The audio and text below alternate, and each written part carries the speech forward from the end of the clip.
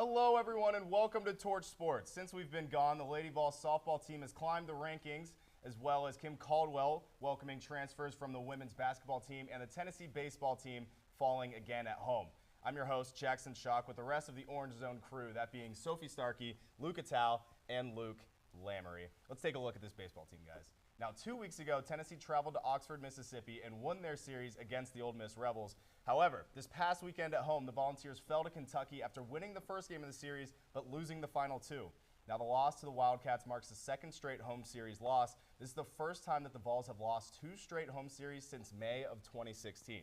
So, in your guys' opinion, do the Vols need to hit the panic button right now? No. I don't think they need to hit the panic button at all. Maybe more of just a be aware button. There's stuff to take note of. The one right to the side of it? Exactly, just to the side of it, the be aware button. But, I mean, you mentioned something in there that's very important for everyone at home to know, is that this team has won the first game but lost the second two of the last couple series that they've played in. And that's starting to be a trend that, isn't working out well for the Vols. Obviously losing series against Kentucky. But what that boils down to is the pitching, in my opinion. The first game of the series, you have Liam Doyle come out there, who's racking up strikeouts this year. He's having a phenomenal pitching season so far, and you have a ton of confidence behind him, right? And I think that impacts the batting side of it as well, because if you're the Tennessee Volunteers, offense, and you got a pitcher who's not allowing up many runs, you have the freedom to swing the bats and put up runs yourself. But the second 2 games in each of these series, you see a decline in that pitching. As soon as Liam Doyle doesn't start the game, it's almost like, well, where do we go from here? Or where do they go from here? They lose that sense of confidence behind Liam Doyle. And I'm not saying that the pitching is bad. Marcus Phillips, 8 strikeouts in the second game against Kentucky. It's not a bad pitching performance at all. But the confidence in the pitching seems to be very diminished after that first game in the series. You go out, get a good win on Friday, and then Saturday and Sunday, it feels like the consistency just isn't there that we've seen in the first game for the Vols. And that needs to change if they want to start winning series against these tough SEC opponents that they have coming up.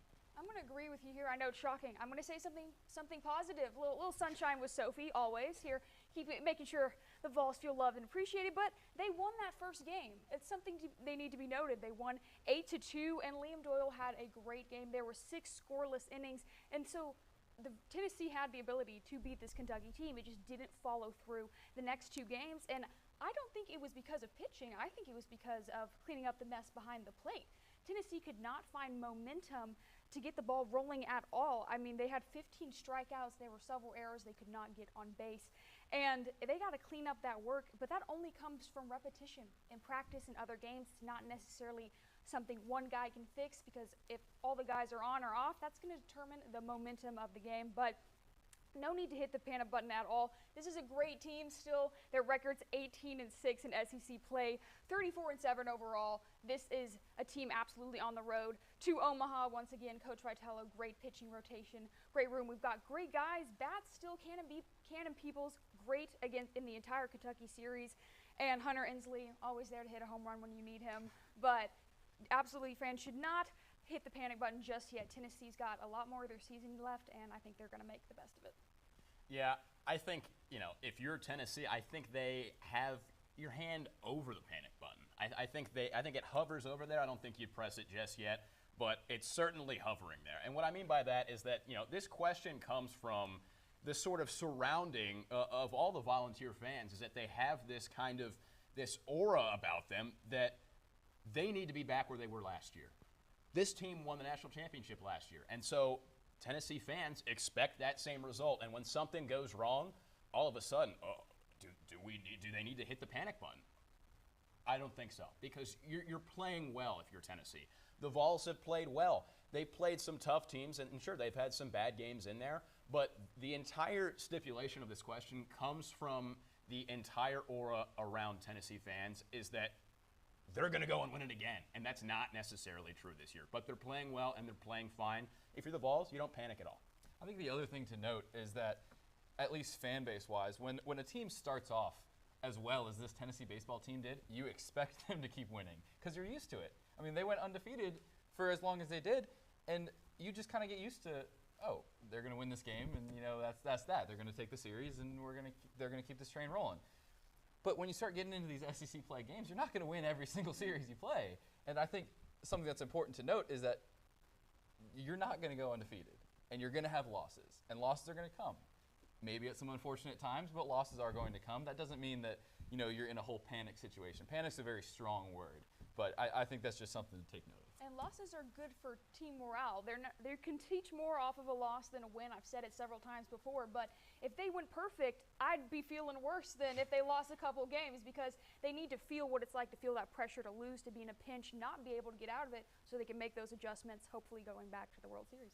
All right, I like it. I like it. Well, the Kentucky series is in the past, and there are 4 series remaining, starting with one against LSU this upcoming weekend. And afterwards, they've got Auburn at home, they've got Vanderbilt at home, and then they have Arkansas in Fayetteville. Where do you guys, in which series do you guys think is going to be the most important down the road of these 4? I straight up think it's LSU this weekend. I don't think there's any other option. I think, you have to look at it from a ranking standpoint, and sure, rankings aren't everything, but you look at Auburn, I think the Vols can handle Auburn.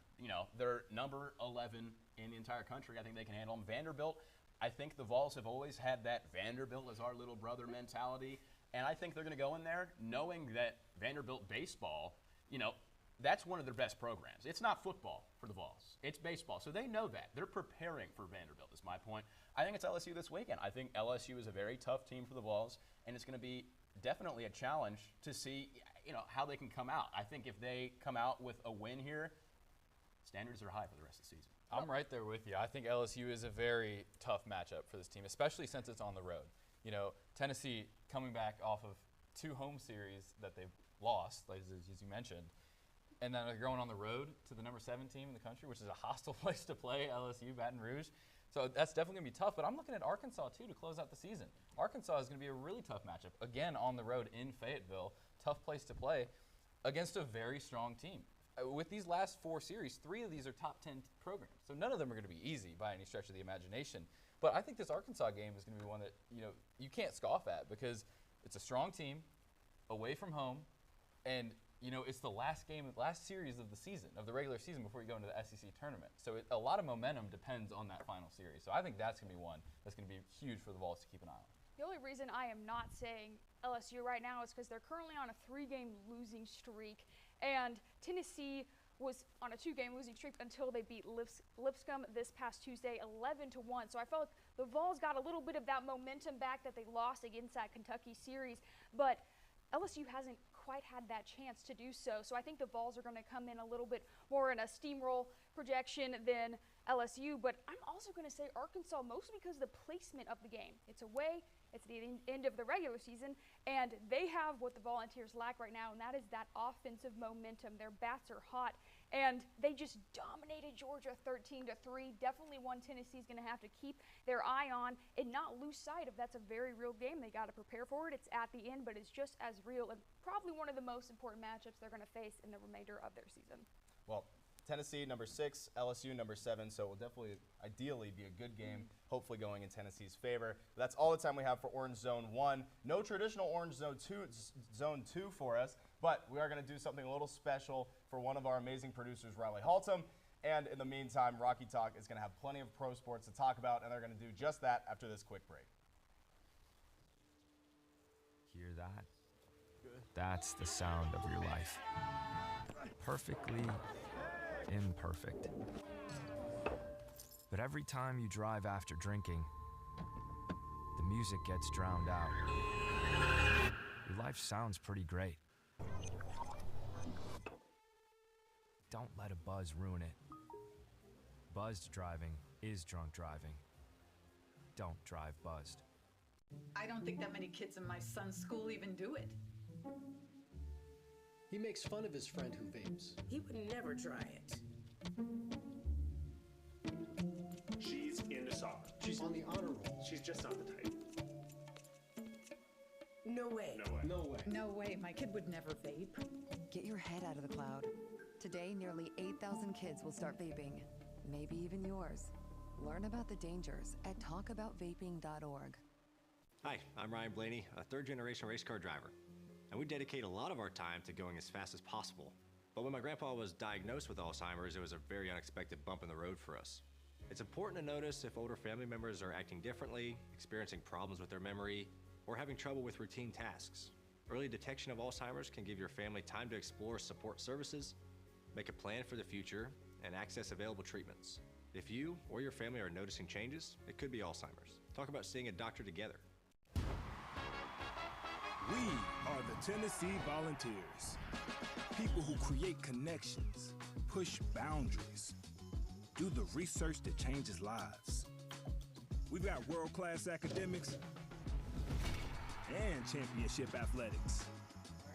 To be the best, you gotta learn from the best. And if you wanna lead, you gotta light the way. We've got what it takes. It takes a volunteer.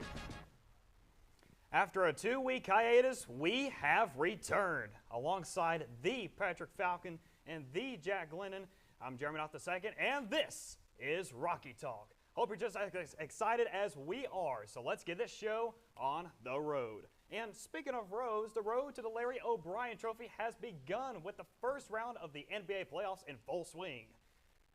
The league's 16 best teams are here to compete for the gold, but one team in particular that continues to turn heads are the Golden State Warriors. Even though their journey started in the play-in tournament, the Royal Blue and Gold now have the 4th best odds, according to ESPN Bet, to win it all. The Warriors currently stand 1-1 in their first round series against the Houston Rockets, with Stephen Curry, Jimmy Butler, and more leading the quest for the Bay Area's 8th league championship. So, in the world of professional sports, especially in basketball, everybody loves a good underdog story. Now, even though the Warriors did fall to the Rockets last night, they have still been performing past the underdog level. So, since it's still early in the postseason, are the Golden State Warriors capable of going all the way in 2025, or do the Rockets or another squad have what it takes to challenge them for the title? I think they don't. I don't think they have enough firepower, specifically on offense. The NBA is obviously more of an offensive league. But it feels like Steph Curry has to score 30 every night for them to have a chance here. I mean, even last night we saw that the Rockets are giving them trouble, and I don't even think the Rockets are the best team in the West. Jimmy had 25, and then he got hurt, so that's another question mark going forward, and it still wasn't enough to propel them to win that game. Right now, I like even the Lakers a lot better than them. I like that duo of LeBron and Luka, and of course, everyone's favorite, Dalton Connect. But especially the Thunder. I like the Thunder 1 through 5 better than the Warriors. The only position I like better is Jimmy Butler over Jalen Williams, and we don't even know if he's going to play. So, yeah, I mean, for me, the only thing I see wrong with your argument is saying that the Warriors don't have enough offensive firepower, because if you're going to make one complaint about the Golden State Warriors and Steph Curry's team, it's not that they're going to not have enough offensive firepower. I think the Jimmy Butler concern is legit. However, the Warriors have had similar injuries in the past. It's a pelvis contusion. Jonathan Kuminga missed 2 games of that. Steph Curry only missed 1. So there's a number of things that go into this. At some point, it's just a pain management issue. They still have Draymond Green. They're so much more seasoned than anyone else in this postseason in terms of who's been there, who's won these championships. I have no better pick than the Warriors. Steve Kerr knows what he's doing in big games. He's proved that time and time again. They'll be challenged, make no mistake, but they're still my pick to win. Yeah, and speaking of which, the Warriors have been in a lot of championship situations, especially over the last decade, when they've had Stephen Curry along the way, they have Draymond Green, and they added a few more pieces as well, and some have come and gone. But this is nothing different for the Golden State Warriors. We'll see how they do as the NBA playoff tournament unfolds, and we'll see how everybody else does who can see get the Larry O'Brien Trophy. Well, now we're going to switch over from the basketball arena to the hockey arena, because it's not only basketball that's in the beginning stages of their postseason. The NHL Stanley Cup playoffs are back to bring more excitement to hockey fans than ever before. As the #1 seed in the most prestigious tournament in professional hockey, the mindset is to prove why you're the best. In 2025, every #1 seed has a different story, with Canada's own Winnipeg Jets and Toronto Maple Leafs appearing to be the heavy favorites, as they have yet to lose a game in their opening series. The Golden Knights of Las Vegas find themselves in an even series against the Minnesota Wild at 1-1, and Alexander Ovechkin's Washington Capitals enter their series 2-0 against the Montreal Canadiens. Like the NBA playoffs, the Stanley Cup playoffs are just getting underway, and there's much already to take out of what has already happened in this first handful of games. So focusing on these top seeds for a second, who has stood out to you as a possible team of destiny, and who hasn't necessarily been living up to expectations so far? Well, in terms of who hasn't been living up to expectations, I'm not going to pick a top seed, but I will pick the Edmonton Oilers, because you have Leon Draisaitl, you have Connor McDavid, but that's about it in terms of who's on your roster. Their goalie, Stuart Skinner, just an .810 save percentage in this postseason, 89.6% in the regular season. 11 goals allowed in this playoff series in just 2 games, and they have only got 51 shots on goals as opposed to LA's 61. So you're automatically putting yourself at a disadvantage if you're the Edmonton Oilers. In terms of team of destiny, I love how you put that. I'm going to go with the Toronto Maple Leafs. They're capable of winning these close games. They showed that with an overtime thriller against the Ottawa Senators. High power play percentage, 24.8%. That was 9th in the NHL this season, and they've converted 57% of their power plays in this series so far compared to Ottawa's 20%. And they blocked 32 shots in that last game to Ottawa's 6 on Tuesday. So I like their defense, and I like their taking advantage of Ottawa's mistakes. What do you say, Patrick? Yeah, you talked about a team that's kind of grinding out wins more with the Maple Leafs. I'm going to go with the team that's dominating, the Winnipeg Jets. They had the most points in the President's Cup race all year with 116. They're still dominating. They're still playing very well. I believe their games ended 5-2 and 3-2. So it's not like they're having to grind out these ugly overtime losses. And they just seem like a balanced team. They got it going on offense with Scheifele, and then their defense is playing to a very good level as well. And in terms of disappointment, I am going to choose one of those top seeds. And I'm also going to choose a top seed that's up 2-0. I don't like what I'm seeing from the Washington Capitals right now. As weird as it sounds, they're not playing as well as I think they should be, especially against a young Canadiens team. This team is talented, but they're still super young, and that game was 2-1 yesterday until, 0.7 seconds left when they had an empty net goal. I mean, I'm not really taking that into account. It was a game the entire way. The first game was a game the entire way. It went to overtime, and you didn't have Alex Ovechkin kind of being Alex Ovechkin. You don't have the Capitals win that game. The Canadiens might pull off that upset. It's going back to Montreal for the next 2 games. I think they could threaten them a little bit here. And while Ovi winning the Stanley Cup the same year he breaks the goal record would be somewhat cinematic, it just doesn't seem like it's going to happen for him. Well, playoff hockey is always an exciting time in North America, and it is going to be an exciting month or 2. We can't wait to see who emerges as the next Stanley Cup champion. Well, tonight is a big night if you're an NFL fan. In just a few short hours, a new era of professional football will commence. The 2025 NFL Draft is upon us, and many Tennessee Volunteers are hoping their dreams of playing in the big leagues will come true. Since Josh Heupel came in as head coach, the Big Orange has had 13 players drafted into the NFL, and this year's list of volunteer draft prospects is nothing short of incredible. Offensive playmakers Brew McCoy and Dylan Sampson, as well as defensive studs Omar Norman Lott and James Pierce Jr., are just a handful of VFLs that have the skills and characteristics to leave a great impact on any of the 32 NFL organizations. These standout players and more have taken the Vols program to greater heights, and they are looking to leave their mark in the professional level. So now, I'm going to bring you guys down on this because previewing the draft is all about scenarios. So let's have some fun with this. Let's create some scenarios real quick. Pick one offensive and defensive Vol of your choice and really ask yourself, where would these players fit best based upon their skill sets and the overall organization situation? I'm going to start with James Pierce Jr. on the defensive side of the ball, and I'm going to go with the Kansas City Chiefs. That's kind of where he's projected to go later first round, and if you give Steve Spagnuolo, one of the great defensive coordinators of our time, a specimen, an athlete like James Pierce Jr., understanding his field his frame a little more, then I think he could do insane things with them. He'll have George Karlaftis on the other side, so all the pressure also won't be on him, and he'll have great pieces and great coaching to kind of work around with him. I mean, All-SEC his junior year, 55 pressures last year, 7.5 sacks, and he runs a 4.47 40. You're not going to find a lot of defensive ends that run a 4.47 40-yard dash, and I think that will continue, and the athleticism will show even if he puts on a little bit more weight. Now, onto the offensive side of the ball, I'm not going to go with Dylan Sampson. I'm going to go with Dante Thornton Jr., our big, deep threat wide receiver. He averaged 25.4 yards per catch, and he had 6 touchdowns, and he's 6'5", 214 pounds. He's got a good frame, and he runs a 4.3 40-yard dash. I mean, there's not a lot of guys who are 6'5" and can run a 4.3 40-yard dash. The place I want to see him go, it's kind of a different place. I want to see him go to the Carolina Panthers. Now, they're not good, so obviously I would like to see him succeed somewhere, but I think he fits in great. They have a couple of possession receivers with Xavier Legette. I understand he has that vertical speed, and Adam Thielen. But to take the top off the defense as his number 1 role, I think Dante Thornton would thrive great in that role. Also, we got to think about who their quarterback is. Bryce Young, get the young guy a little bit more help, but he also played at Alabama with a similar guy, Jamison Williams, and I think Dante Thornton could translate well into that role with Bryce Young.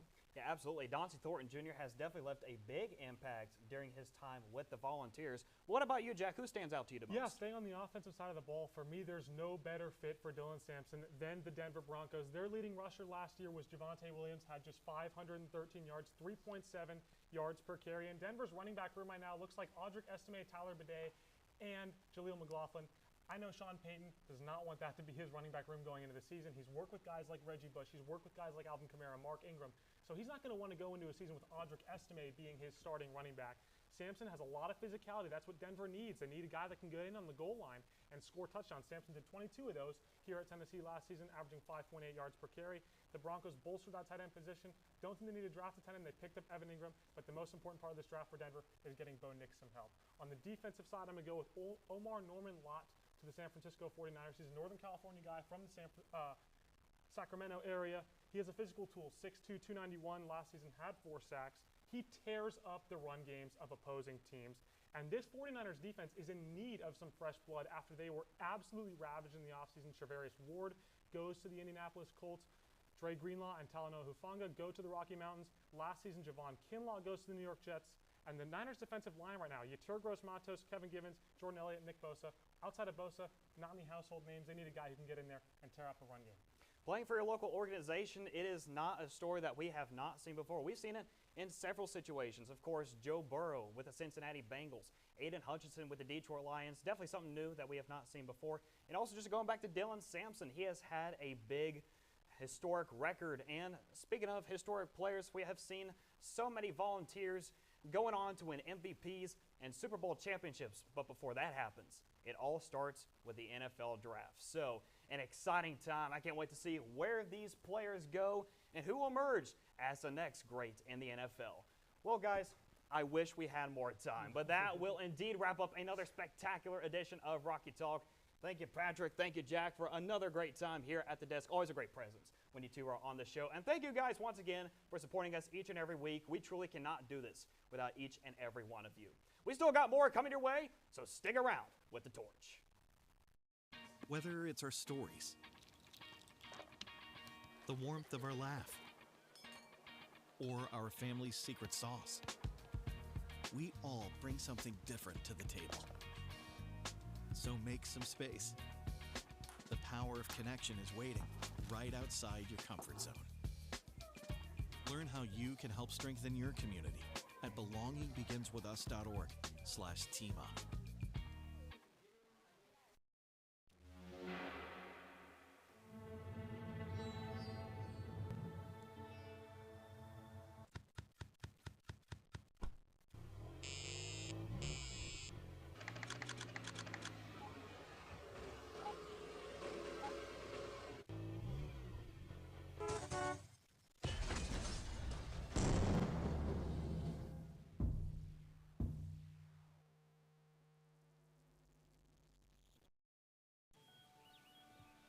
Right there. Wait. Use the shovel and bucket of water, remember? Drown, stir, drown, feel. Then make sure it's cool. Where'd you learn that? SmokeyBear.com. Brushed up on some tips before we left. Don't want to start a wildfire, right? Only you can prevent wildfires. We are the Tennessee Volunteers. People who create connections, push boundaries, do the research that changes lives. We've got world-class academics and championship athletics. To be the best, you gotta learn from the best. And if you wanna lead, you gotta light the way. We've got what it takes. It takes a volunteer. Good evening, ladies and gentlemen, and welcome inside the Summit. They saved the best segment till the end, and we have a stacked lineup for you tonight. I'm your host, Alex Carpenter, joined alongside my friends Jordan Smitherman, Alexis Ruma, and Alexi Cowan. Tennessee has truly reached the summit, at least up to this point in the realm of Lady Vol softball, acquiring the #1 ranking in one of the 4 major polls this weekend. On Tuesday, they had to defend their title in a top 25 matchup against Clemson at Sherry Parker Lee Stadium. Tennessee would be buoyed by dominant pitcher Carlin Pickens, who got them through 4 Dodgers scoreless in innings, safely and the battled Bats down were this- able to get the Lady Vols ahead early with a bottom of the third hit up the middle from Gabby Leach, or from Taylor Pinnell. However, Pickens would find herself in trouble after she throws the ball wide of first base with the bases loaded and 2 outs, causing Clemson to take the lead, scoring 3. The Lady Vols would not go away, and in the 6th would knot it up with Gabby Leach knocking a ball past the shortstop and into right field, scoring the runners. It was a pitching duel from that point forward, with the game going into extras, and in the 9th inning, Pickens gave up a high fly ball to right field, and Leach makes the throw towards home, and she was safe at the plate, and replay shows that she barely made it to the plate before the tag, and Tennessee goes into the bottom of the inning needing a score. With runners on first and second base with 1 out, the Lady Vols are looking to rally, and a ball is hit sharply into center field, and it's caught by Jamison Brockenborough, who catches the base runner sleeping, and they get the double play. Clemson wins it. Tennessee loses its first midweek game since 2022 and allowed the Tigers their biggest win in program history and first over a number 1 team. My question to you guys is simple. Can Tennessee rebound from this loss and keep the momentum heading into the final stretch? Alexi? Alex, this was a fluke, okay? It was just 1 game. You know, usually we're playing in series, 3 games. Give Tennessee against Clemson a 3-game series, and I think Tennessee takes the win. I am not too worried about it. You know, Tennessee just beat number 1 Texas and number 2 Oklahoma. Everybody has those days, as Hannah Montana said. I completely agree with you, Alexi. You mentioned, Alex, it's their first time losing a midweek game since 2022. Now, everyone has slip-ups, as you mentioned, in the 5th inning, allowing Clemson to score 3. Now, that is very uncharacteristic for Pickens, and as head coach Karen Weekly said after the game, that Pickens usually just has more of a fire that she brings with her, and I think that she will bring that back to wrap up the season. And I also think this was a fluke. I'd have to agree with everybody. I mean, like you said, they won against Texas, won against Oklahoma, both on the road, which is extremely hard to do, but it's not uncommon for Tennessee to rise to the top and then crumble once they reach the top. Tennessee always tends to lose when they get to the top, so that doesn't surprise me. But there have been some clutch plays, especially from Taylor Pinnell. This is her 18th straight game on base, so that offense has been super clutch, and as you mentioned, Gabby Leach is great too. And then up next we have Ole Miss and Texas A&M, which I anticipate the Lady Vols, losing one of those against Texas A&M. But besides that, I agree with y'all. I think Texas it was A&M number 2 seed right now, is that right? Yes. Yeah, and you mentioned the fluke aspect of this game. Carlin Pickens had 0 earned runs in this game, and the 3-run score that Clemson had in this ball game to take the lead was off of a bad throw to the first baseman. So maybe it was a fluke, but something that we do know is that Tennessee softball has made 8 Women's College World Series, most recently back in 2023. If you'll remember, they've never won this title, and this year's team has proven they can hang with the very best of teams in the league. What are the postseason aspirations for this team? Jordan? I gotta say, for the Lady Vols to make it to Oklahoma City. They made it in 2023, and that was huge for the program. And then they didn't make it in 2024. They lost to Alabama in the Knoxville Super Regionals with Kiki Malloy and co., the offensive powerhouse. And although we don't have the offensive power now, we've proved that Carlin Pickens is clutch. She can carry the team. And Karen Weekly also knows how to coach. So I believe she can take us to Oklahoma City. And like you said, we've played with the best of them. So I definitely think we can get there. I think that should be their goal. Do I think they're going to win it all? Maybe not. But I do think a good goal for the Lady Vols is to make it to Oklahoma City. Tennessee won't win it all. I think they will make it.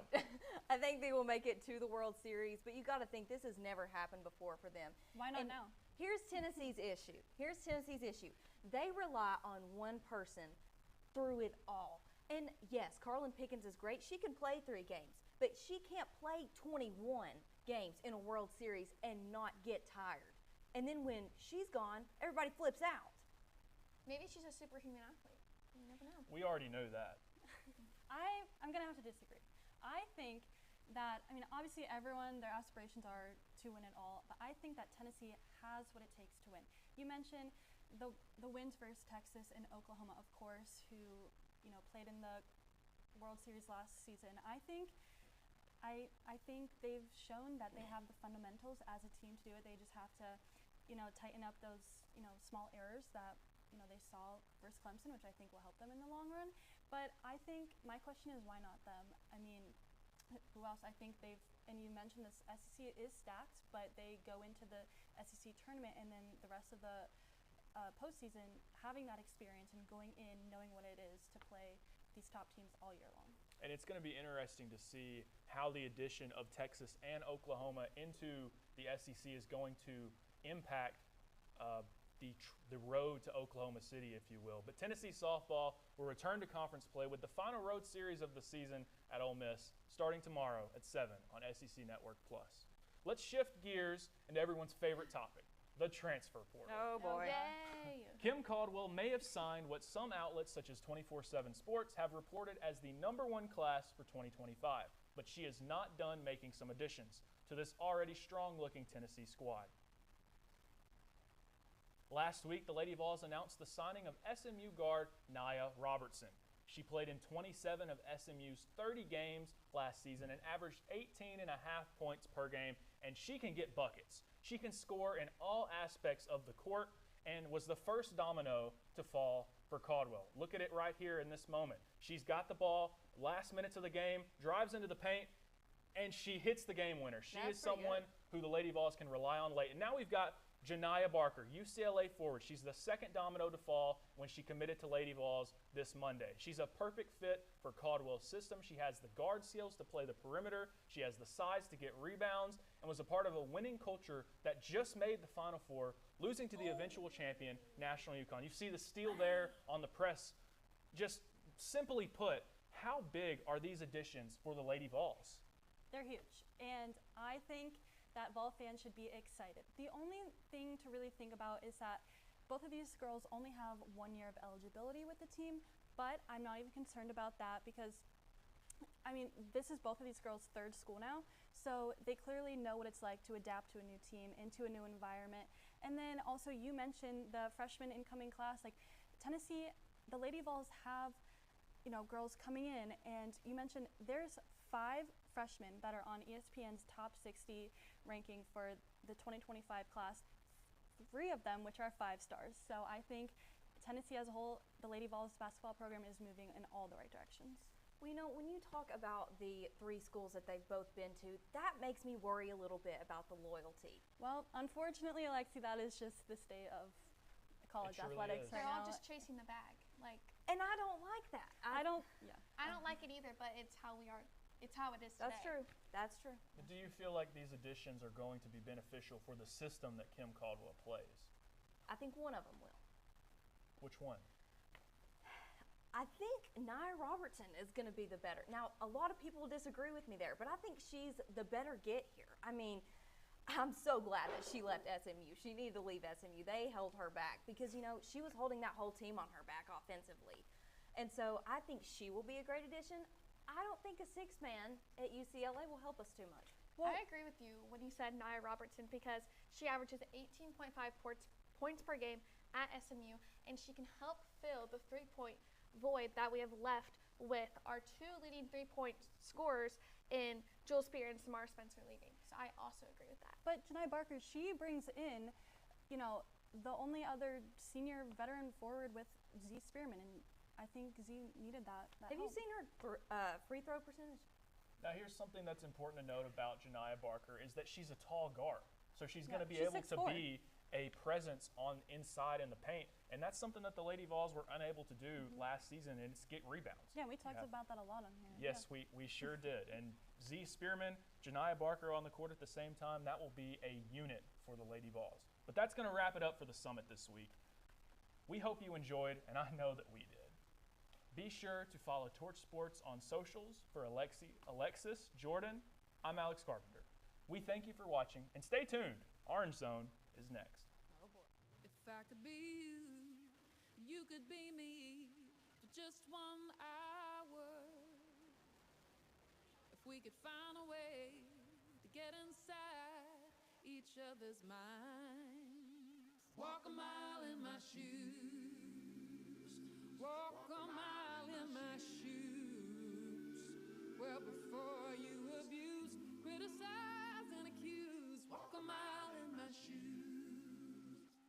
When I was in foster care, I never knew when I would have to move, so I always had my suitcase ready to go. Then one day, I was adopted. My new parents opened their hearts and home to me. My parents cook my favorite breakfast for me every morning. My parents take me on trips I never thought I would go on. They gave me a home and an even better reason to use that suitcase. My parents aren't perfect, but they're perfect for me. Hi, I'm Smokey Bear, and I made an assistant to help you prevent wildfires. Dude, I've got this. I've been camping since I was 5 years old. But I am a camping influencer. You know what? I'll bet you $5. Okay. Assistant Smokey, what is the best way to put out a campfire? To put out a campfire, drown with water, stir, drown again. Then make sure the fire is out cold by feeling with the back of your hand. Wait, really? I'll take the $5.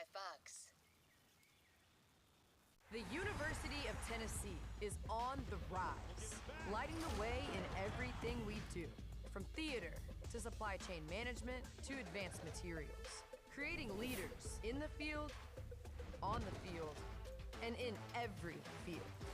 The best way to rise is to lift others up and reach for the summit together. It takes each one of us giving our all. It takes a volunteer.